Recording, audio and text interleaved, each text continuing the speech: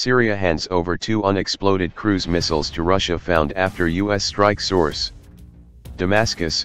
2 cruise missiles found unexploded by the Syrian military after the U.S. missile strike on April 14 have been handed over to Russia, a source in the Syrian Defense Ministry told TASS on Thursday. 2 cruise missiles that did not detonate during the U.S. missile strike on Syria overnight to April 14 were found by the Syrian military. Both are in rather good condition.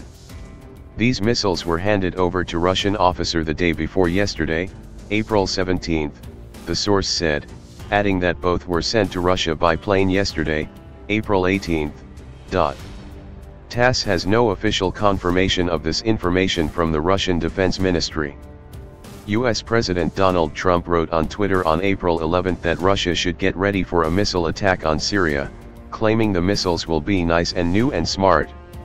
On April 14, the United States, France, and the United Kingdom delivered a massive strike on Syrian targets in bypassing of the United Nations Security Council. According to the Russian Defense Ministry, the missile strike was in the small hours on Saturday. The ministry reported that a total of 103 cruise and air-to-surface missiles had been fired, 71 of them were shot down by Syria's air defense units. 3 civilians were wounded. Neither of the missiles appeared in the zone of responsibility of Russian air defense systems in Tartus and Hmaimim. Russian missile defense systems were not used. The United States, the UK, and France said the strikes had been a response to an alleged chemical attack in Syria's Douma on April 7, reported by some non-governmental organizations, including White Helmets. The Russian Foreign Ministry dismissed that as fake news.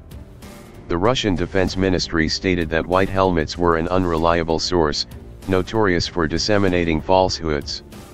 The Russian Center for the Reconciliation of Conflicting Parties on April 9 examined Douma to find no traces of chemical weapons.